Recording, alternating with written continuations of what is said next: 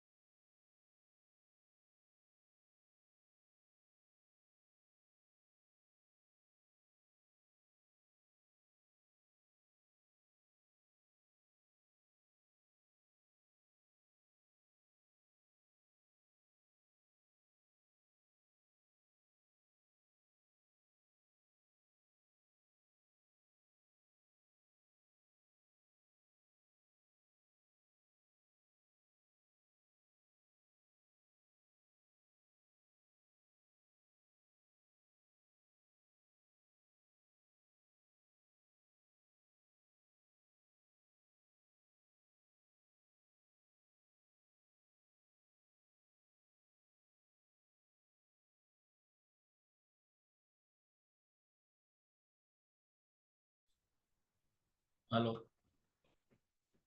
Sir, आवाज येतोय का माझा? येतोय सर, सुरुवात करा. Okay sir. ओके. तर बघा विद्यार्थी मित्रांनो, थोडा टेक्निकल इश्यू असल्यामुळे या ठिकाणी थोडा खंड पडला. बघा, मराठी व्याकरण हा घटक आपण या ठिकाणी पाहतोय. 25 गुण या ठिकाणी आपल्याला असल्याचं दिसून येतं. त्याच्यामध्ये म्हणी, वाक्प्रचार, म्हणजेच आपण त्याला व्होकॅब्युलरी असं म्हणत असतो, म्हणजे शब्दसंग्रह, समानार्थी, विरुद्धार्थी, म्हणी, वाक्प्रचार वगैरे, ह्याला आपण व्होकॅब्युलरी म्हणतो, शब्दसंग्रह म्हणतो. बघा, बऱ्याच वेळेला विद्यार्थी फक्त व्याकरण या विषयावरती फोकस करतात. जिथे कुठे मराठी हा शब्द तुम्हाला या ठिकाणी परीक्षेमध्ये दिसेल, तिथे तुम्ही फक्त मराठी व्याकरण असा त्याचा अर्थ घ्यायचा नाही. परीक्षेमध्ये तुम्हाला व्होकॅब्युलरी देखील सोबत विचारलेली असते आणि समसमान वेटेज त्या ठिकाणी असल्याचं दिसतं. म्हणजे जवळपास 50% प्रश्न हे व्याकरणावरती आणि 50% प्रश्न हे तुमच्या शब्दसंग्रहावरती असल्याचं दिसून येतं आपल्याला. बघा, त्यात म्हणी आहे, वाक्प्रचार आहेत, एखाद्या शब्दाचं लिंग, वचन, विभक्ती ओळखायला सांगितली जाते, किंवा त्या ठिकाणी आपल्याला व्याकरणावर आधारित काही प्रश्न दिलेले आपल्याला पर्टिक्युलर दिसतात. म्हणजे जसं की आता 2 नंबरचा प्रश्न आहे, वर्तमान काळी क्रियापद ओळखा. बरोबर? तर क्रियापद ओळखा, प्रयोग ओळखा, अशा पद्धतीचे प्रश्न या ठिकाणी आपल्याला विचारले जात असतात. म्हणजे बघा, त्याचनंतर आपण जर या ठिकाणी बघितलं तर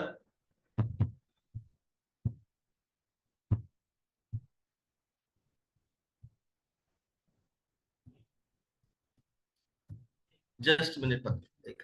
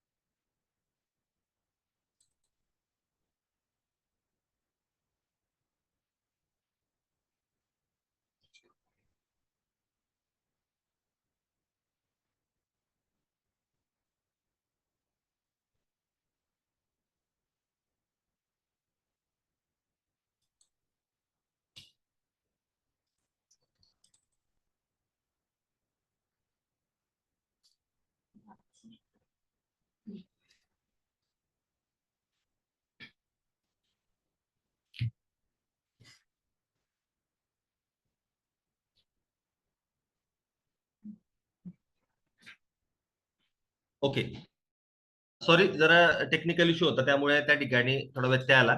लक्षात घ्या, मी तुम्हाला सांगत होतो की व्याकरण फक्त करून नाही चालत, तर व्याकरणासोबत आपल्याला या ठिकाणी शब्दसंग्रहावर देखील फोकस ठेवायचा असतो.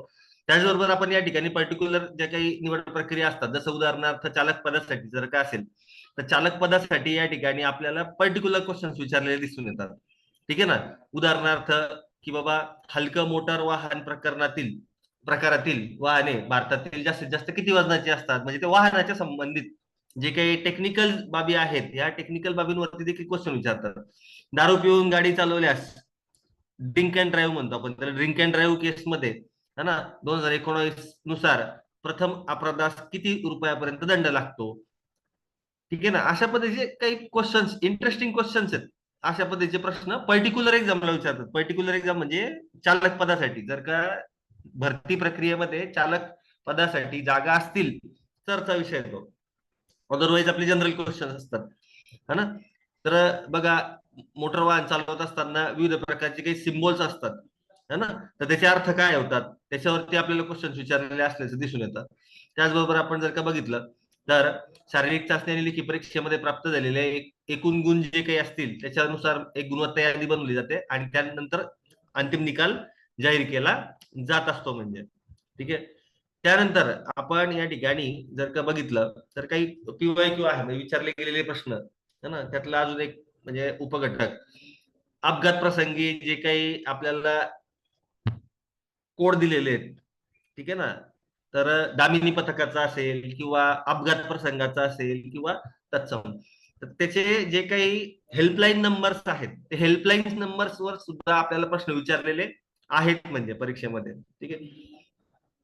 चालक पदासाठी असताना हँडब्रेकचा उपयोग कशासाठी करतात, चढावरती थांबलेले वाहन पुढे नेण्यासाठी कोणता कितवा गेअर टाकतात, पादचारी चौकामध्ये सडक पार करता किती करीत असेल तर आपण काय केलं पाहिजे, अशा पद्धतीचे क्वेश्चन्स या ठिकाणी विचारलेले आपल्याला दिसून येतात. साधारणपणे थोडक्यात सांगायचं तर काय, तर पोलीस भरती ही अत्यंत एक साधी सरळ सोपी अशी परीक्षा आहे. 4च विषय आहेत. 25-25चे 4 गट या ठिकाणी आपल्याला दिसून येतात आणि याच्यामध्ये खूप जास्त डीप क्वेश्चन्स विचारलेले नसतात. अगदी बरोबर प्रश्न असतात, सोप्या स्वरूपाचे प्रश्न आपल्याला असल्याचं दिसून येतं म्हणजे. ठीक आहे. बघा मला सांगितल्याप्रमाणे काही एनडीएच्या संदर्भात देखील थोडी माहिती सांगा म्हणून सर. तर एनडीएच्या बाबत मला आज सकाळी सूचना मिळाली, त्याच्यामुळे स्लाइड नाही येत परंतु मी तोंडीच सांगतोय. जर का शक्य असेल काही विद्यार्थ्यांना आवश्यक असेल तर ते तुम्ही लिहून घेऊ शकतात. एनडीएच्या संदर्भात जर का मी बोलायचं म्हटलं तर एनडीए मध्ये दाखल होण्यासाठी उमेदवार हा 12वीत असायला पाहिजे किंवा 12वी पात्र असला पाहिजे. ठीक आहे. साधारणपणे कला, विज्ञान, वाणिज्य यापैकी कोणत्याही शाखेचा उमेदवार या ठिकाणी एनडीएची परीक्षा देऊ शकतो. पण हवाई दल आणि नौदल या शाखेसाठी 12वीला गणित आणि भौतिकशास्त्र म्हणजे मॅथ आणि फिजिक्स असणं गरजेचं आहे हवाई दल आणि नौदलसाठी. त्यानंतर साधारणपणे एनडीएच्या बाबत बोलतोय मी. एनडीएच्या साठी वयोमर्यादा जी काही आहे ही 16.5 ते 19.5 असल्याचं दिसतं.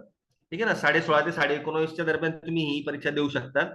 एनडीए मध्ये दाखल होण्याचा जो मार्ग आहे तो साधारणपणे म्हणजे SSB एक्झाम, म्हणजे त्याला सर्व्हिसेस सिलेक्शन असं म्हणतो आपण, सर्व्हिसेस सिलेक्शन बोर्ड SSB. एनडीएची जी काही परीक्षा आहे ही वर्षातून 2 वेळा घेतली जाते, एकदा एप्रिलमध्ये आणि दुसऱ्यांदा सप्टेंबरमध्ये. ठीक आहे.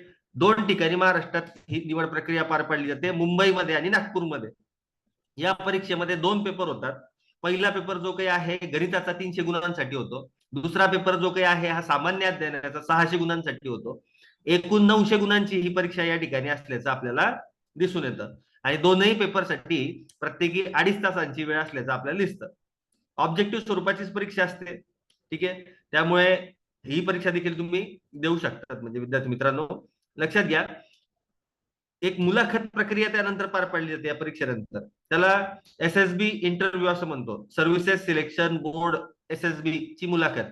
भारतीय सैन्य दलात अधिकारी होऊ इच्छिणाऱ्या सर्व तरुणांना ही मुलाखत जी काही आहे ही उत्तीर्ण होणं गरजेचं असतं. म्हणजे या मुलाखतीचं वैशिष्ट्य आहे विद्यार्थी मित्रांनो, अगदी तुम्ही सिव्हिल सर्व्हिसेसची म्हणजे UPSCची जर काही IAS पदासाठी जरी मुलाखत बघितली तर जास्तीत जास्त ती अर्धा 1 तासाची असू शकते.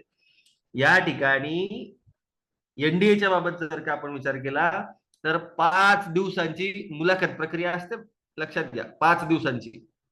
त्याच्यामध्ये पहिला टप्पा स्क्रीनिंगचा असतो, दुसरा टप्पा मेंटल ॲबिलिटीचा असतो, त्याच्यानंतर तिसरा टप्पा असतो या ठिकाणी प्रशिक्षणाचा संदर्भातला आणि त्यानंतर मग असे 5 दिवस प्रक्रिया ही या ठिकाणी पार पाडली जात असते. म्हणजे बघा, अर्ज कधी करायचा साधारणपणे एनडीएच्या साठी, तर जून मध्ये 12वीला प्रवेश घेणारे तसेच 12वी उत्तीर्ण होणारे विद्यार्थी जून महिन्यात एनडीएच्या प्रवेश परीक्षेसाठी ऑनलाईन अर्ज करू शकतात. त्यांची एनडीए प्रवेशाची परीक्षा ही सप्टेंबर मध्ये घेण्यात येईल. मग ठीक आहे ना. अशा पद्धतीने विद्यार्थी शालेय जीवनापासूनच या ठिकाणी काय करतोय, तर तयारी करतोय. आता त्याला एनडीए मध्ये सक्सेस आहे काय लवकर मिळू शकतंय. बघा, साधारणपणे आपण या ठिकाणी जर का बघितलं तर विद्यार्थी जे काही आहेत हे या ठिकाणी शालेय जीवनापासून तयारी करतात, एकदम सिव्हिल सर्व्हिसेस साठी असू दे किंवा या ठिकाणी एनडीए सारख्या परीक्षेसाठी असू दे किंवा आता येणाऱ्या आगामी स्पर्धा परीक्षांच्या साठी असू दे. साधारण एक बेसिक इन्फॉर्मेशन मी तुम्हाला या ठिकाणी सांगण्याचा प्रयत्न केला, जो की एनडीए बाबत होता. आता याच्यानंतर जो जो घटक आहे तो असणार आहे आपला कंबाईनचा, म्हणजे PSI-STI ची परीक्षा आपण त्याला या ठिकाणी संबोधतो. ठीक आहे. तर PSI-STI म्हणजे कंबाईनची एक्झाम, गट ब आणि गट क अशा 2 स्वतंत्र परीक्षा या ठिकाणी घेतल्या जातात. Maharashtra non gazetted services examination group B आणि ग्रुप सी. विद्यार्थी मित्रांनो बघा, गट ब मध्ये कोणती कोणती पदं आहेत, तर पोलीस सब इन्स्पेक्टर म्हणजे PSI, राज्य कर निरीक्षक म्हणजे स्टेट टॅक्स इन्स्पेक्टर STI, सहाय्यक कक्षा अधिकारी म्हणजे ASO, दुय्यम निबंधक म्हणजे SR म्हणजे सब रजिस्ट्रार, आणि इन्स्पेक्टर ऑफ स्टॅम्प म्हणजे मुद्रांक निरीक्षक. ही सगळी गट ब ची पदं आहेत. त्याचबरोबर जर का तुम्ही बघितलं तर गट क ची पदं tax assistant, excise sub inspector, industrial inspector, अशा विविध पदांसाठीची निवड प्रक्रिया ही गट क परीक्षा. म्हणजे थोडक्यात काय की MPSC ही जी काही आहे ही स्वतंत्र परीक्षा या ठिकाणी घेत असते या पदांसाठी. थोडक्यात अगदी सोप्या शब्दात सांगू का, तुम्ही UPSC ऐकलं असेल. Do you know the full form of UPSC? So yes, union public service commission. ज्या पद्धतीने संघ लोकसेवा आयोग म्हणजे संपूर्ण भारतातल्या विद्यार्थ्यांसाठी निवड प्रक्रिया पार पाडणारा एक आयोग असतो. ठीक आहे ना. त्याच पद्धतीने प्रत्येक एका घटक राज्यासाठी राज्य प्रशासन चालवण्यासाठी अधिकारी निवडण्याची प्रक्रिया ही राज्य लोकसेवा आयोगाकडे असते.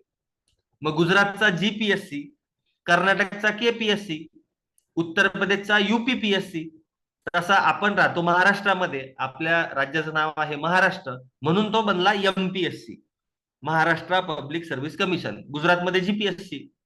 ठीक आहे ना. म्हणजे ते राज्याचं इनिशियल त्याला लावलं जातं.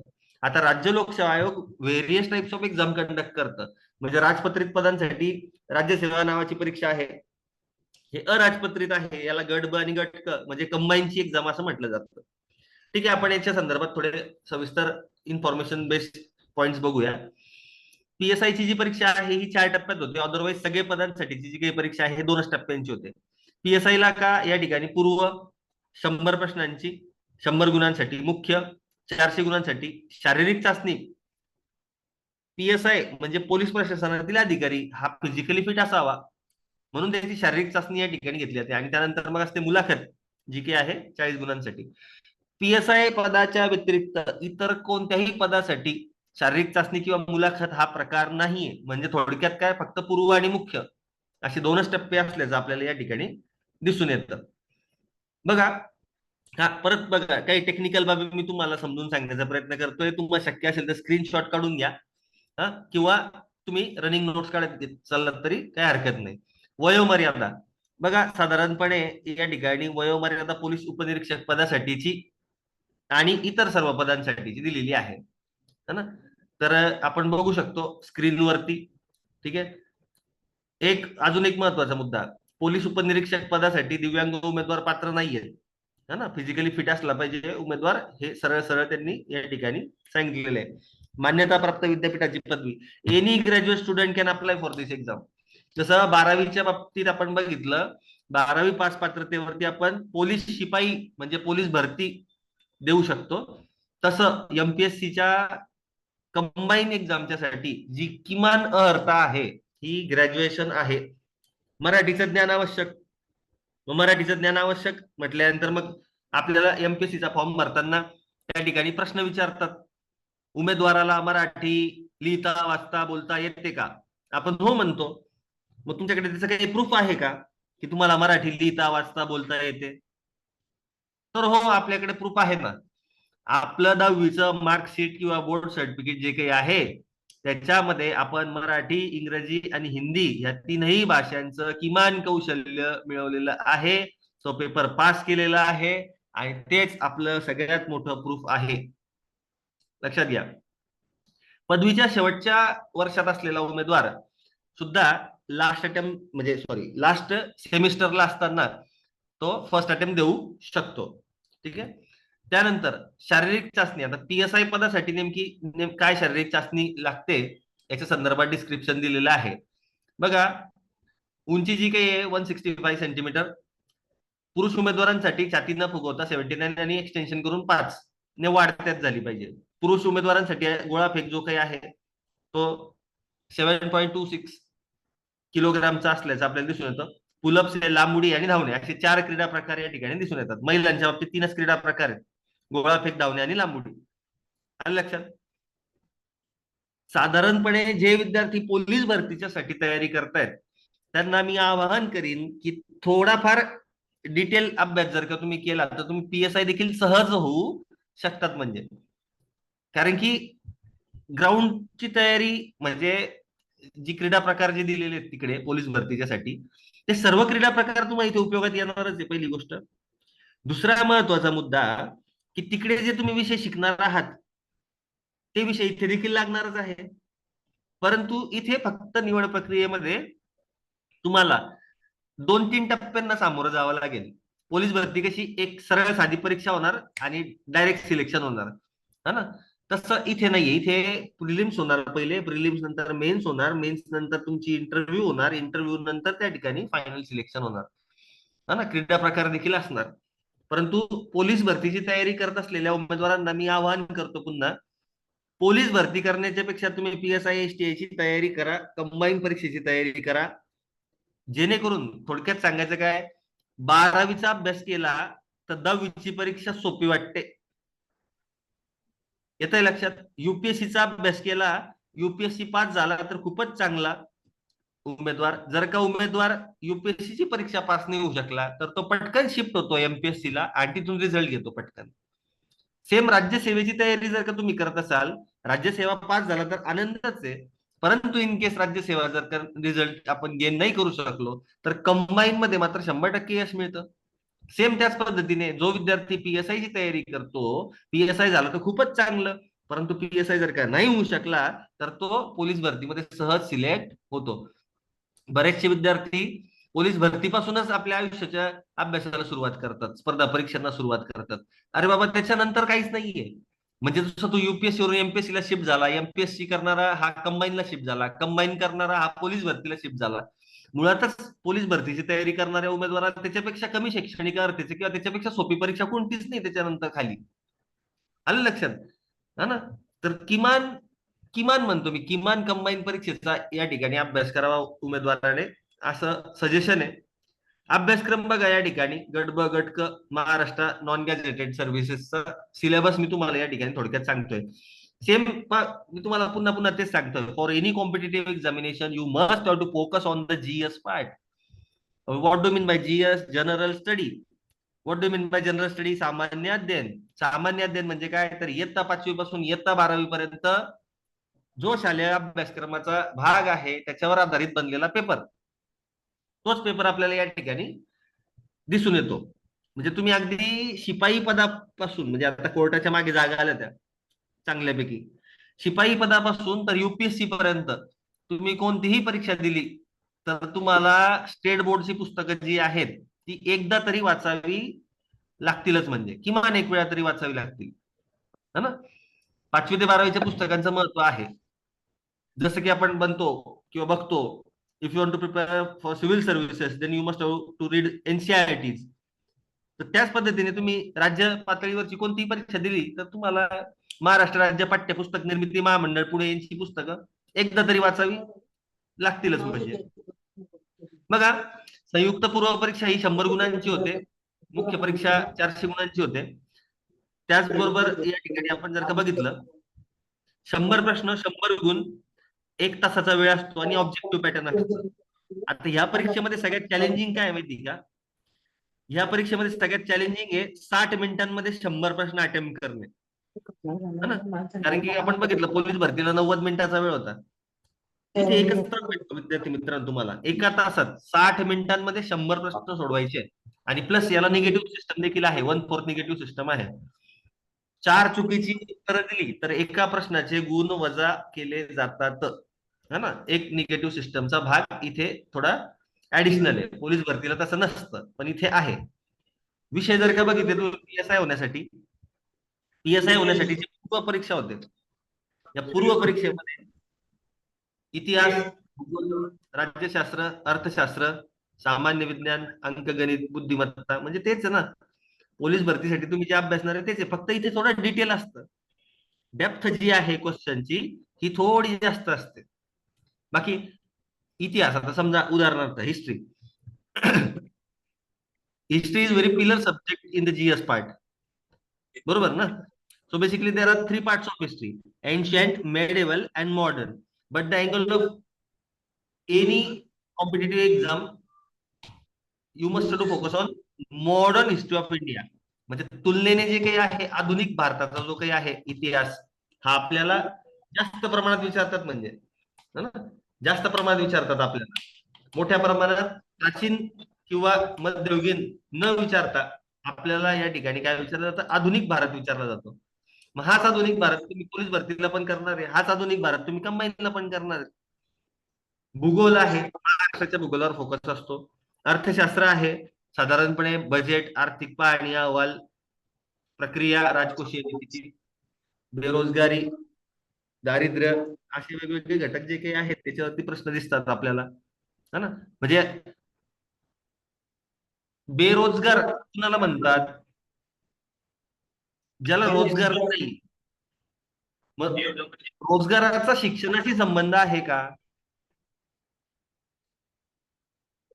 तर बेरोजगारीच्या व्याख्येमध्ये शिक्षणाचा संदर्भ घेतलेला आहे का? शिक्षणाचा संदर्भ घेतलेला नाहीये.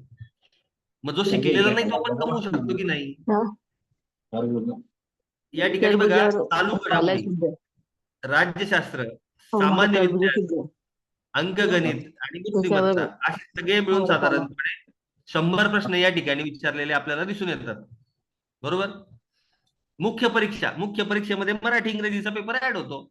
म्हणजे जी प्रिलिम्स तुम्ही दिली होती ना, ती प्रिलिम्स पेपर क्रमांक 2 मध्ये असणं, म्हणजे सामान्य अध्ययन, गणित, बुद्धिमत्ता, म्हणजे पूर्वचा अजून डिटेल अभ्यास पेपर 2 मध्ये. पेपर 1 मध्ये काय, मराठी आणि इंग्रजी 50-50 प्रश्न विचारलेले आहेत. साधी सरळ एक ऑब्जेक्टिव्ह एक्झाम होते. मराठी इंग्रजीचा साधा लँग्वेज पेपर सोपा या ठिकाणी घेतला जातो.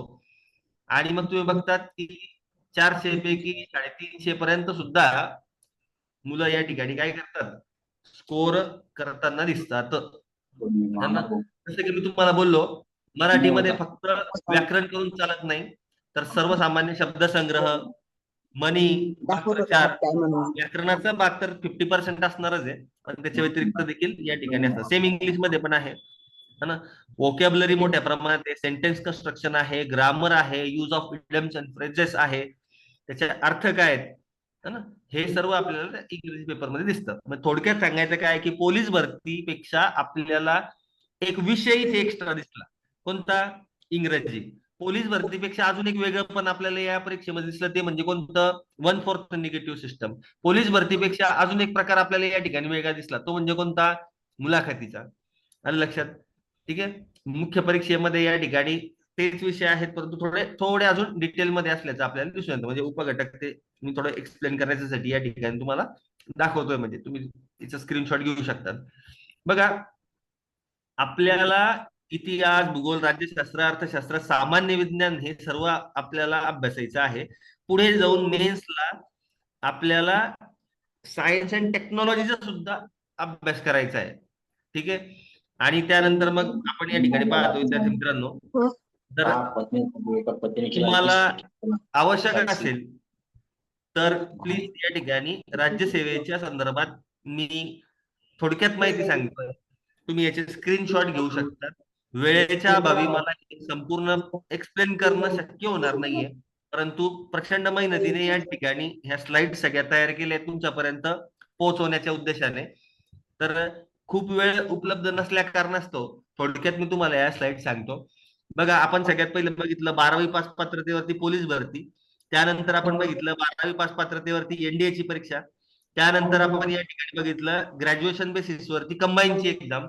आणि सेम ग्रॅज्युएशन बेसिसवरती या ठिकाणी एमपीएससी राज्यसेवेची परीक्षा 3 टप्प्यात या ठिकाणी घेतली जाते.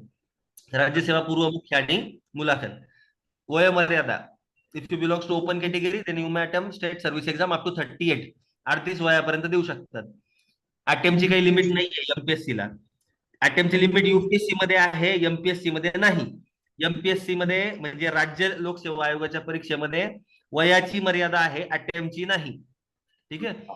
शैक्षणिक अर्थ, any graduate student can apply for this exam. तुम्ही विद्यापीठात शिकलेला असू द्या, रेग्युलर शिकलेला असू द्या, विद्यापीठात पहिले आलेले असू द्या किंवा शेवटचे आलेले असू द्या, याशी काही मॅटर करत नाही या परीक्षेचा. है ना. फक्त तुमच्याकडे ग्रॅज्युएशन असलं पाहिजे आणि आतापर्यंत तुम्ही काय केलं किंवा काय न केलं याच्याने इथे मार्क्स वाढणार पण नाही किंवा कमी पण होणार नाही एमपीएससीच्या परीक्षेमध्ये. है ना. एमपीएससीची स्वतंत्र निवड प्रक्रिया आहे, स्वतंत्र परीक्षा घेतली जाते. त्या परीक्षेत तुम्हाला मार्क पडले पाहिजे. एमपीएससीच्या परीक्षेत चांगले मार्क पडले तुम्हाला नियुक्ती दिली जाते. तुम्ही आतापर्यंत काय केलेलं आहे किंवा किती गोल्ड मेडल मिळवले किंवा किती वेळा नापास झाले किंवा पास झाले हे इथे इम्पॅक्ट करत नाही. म्हणजे गट अ ची 16 पदं उपजिल्हाधिकारी, तहसीलदार, पीडीओ, डीवायएसपी. त्याचबरोबर गट ब ची या ठिकाणी गॅझेटेड पोस्ट आहे ही. ठीक आहे ना. आता तुम्ही बघा 10 नंबरचं परीक्षेत उपाधीक्षक राज्य उत्पादन शुल्क, बरोबर की नाही. आता हे प्रचंड पॉवरफुल आणि मोठं पद आहे, परंतु ते गट ब मध्ये टाकलेले आहे. आलं लक्षात. ते प्रक्रिया चालू आहे, शासनाने सांगितले मागे की ते आपण गट अ मध्ये घेणार आहोत. हा, गट अ मध्ये घेतल्यानंतर काय होईल, पे स्केल वाढतील त्याचे, बरोबर की नाही.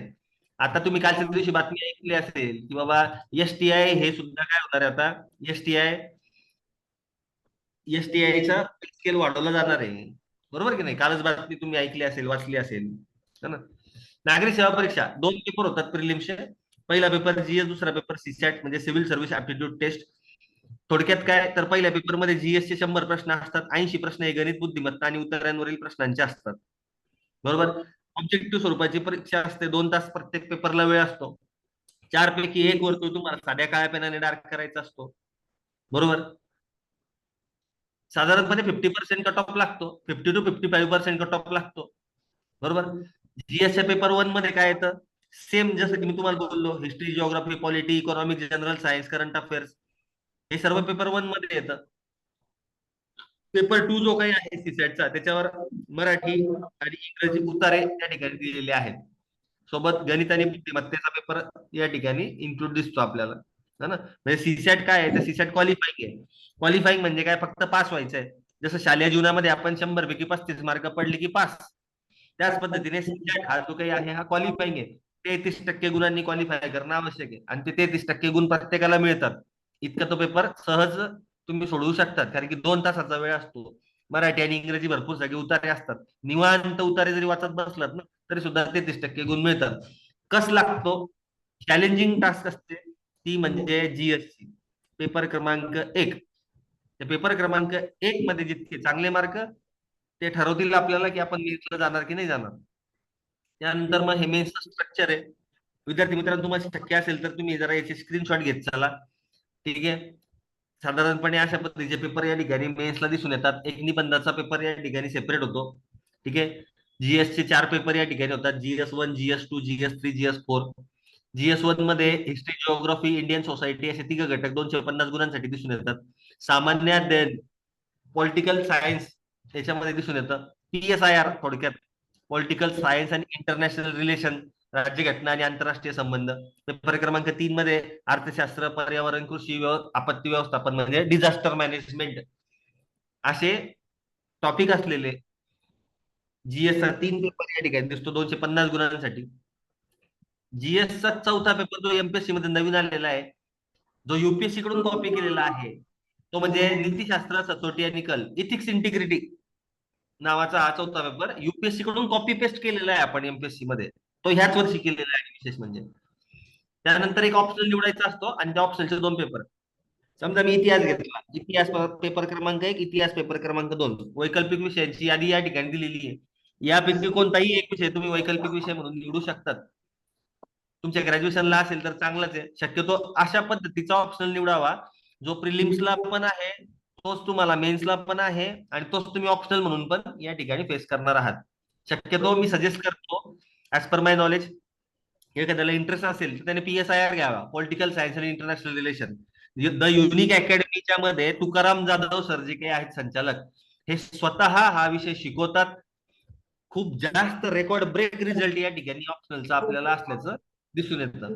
PSIR मी तुम्हाला सजेस्ट करीन, पॉलिटिकल सायन्स आणि इंटरनॅशनल रिलेशन, कारण की तो प्रिलिम्सला पण आहे, तोच विषय मेन्सला पण आहे, आणि तोच विषय तुम्ही ऑप्शनल म्हणून पण या ठिकाणी घेऊ शकतात. बघा विद्यार्थी मित्रांनो, आपण या ठिकाणी युनिक अकॅडमीच्या कडून आजच्या वेबिनार मध्ये जी माहिती मिळवली त्याचा एक फ्लॅशबॅक जर आपण बघितला, सर्वात प्रथम आपण पोलीस भरती, त्याचे टेक्निकल पॉइंट्स, त्याला लागणारी कागदपत्र, त्यासाठी असलेली वयोमर्यादा ह्या संदर्भात चर्चा केली. त्यानंतर आपण NDAच्या बाबतीत ओरली